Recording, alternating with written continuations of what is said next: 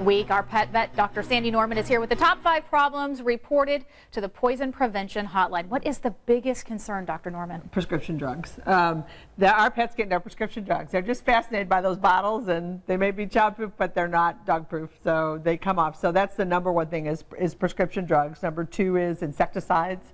Both they put on and they get into them and stuff, so that's number 2. Number 3 is over-the-counter medication like ibuprofen, some of the things that we drink over the counter, some of our cold medicines, and then we get into their own medications, eating too much of their own veterinary medications like heartworm and stuff, eating too much, and then finally we're into household cleaning products. That's number 5. So what's the best way to kind of prevent this? Keep that out of their reach? Yeah, it really is. Try to keep that stuff, especially prescription drugs, in cabinets behind doors that they can get to. And I can't tell you that doors will keep you away, because some dogs and cats get pretty creative about opening doors. But try to keep it away, way out of their reach. It keeps them out of it. We tend to put them down. We take them every day and everything. They tend to be down on the table. Tables are no barrier, not for my dog at least. Now, who are the biggest offenders? Dogs or cats? I'm asking you to pick a side, Sandy.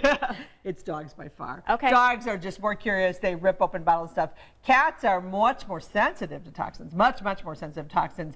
You know, they get just a little bit and it goes a long way in a cat. Some of it's weight dependent, but dogs by far are more curious. They'll rip open those bottles and the medication. They'll get in the garbage and pull it out. So they're much bigger offenders. So what are some of the symptoms that we should look for if we see an empty bottle or we think, yeah, maybe my dog, cat did get into the garbage can? Okay, all the usual ones: vomiting, diarrhea, respiratory problems, seizures. Some of them progress right to seizures depending on the poison involved.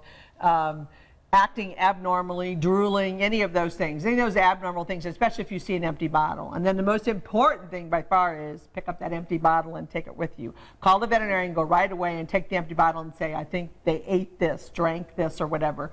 The bottle has the ingredients on it or has the drug on it.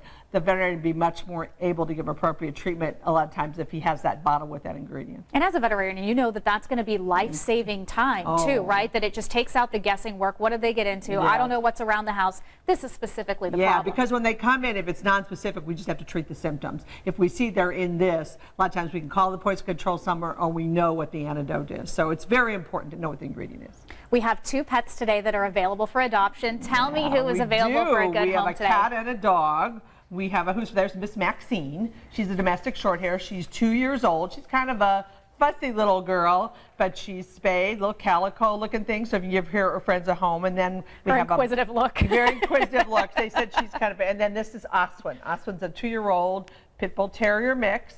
Got a lot of energy. If you hike or hunt or run around, if you're a runner, this would be a great dog. So if you can give Oswin or Miss Maxine or one of their friends at home called the Humane Society of Indianapolis. I'm going to go out on a limb and say with that tongue, Oswin is a good kisser too. Yes, probably. No, more than likely. Yeah, those tongues come in handy. All right, thank you so much for coming in today, Sandy. We will look forward to it every week, and we will see you next Monday. Anne Marie. Thank you. Thanks, Nicole.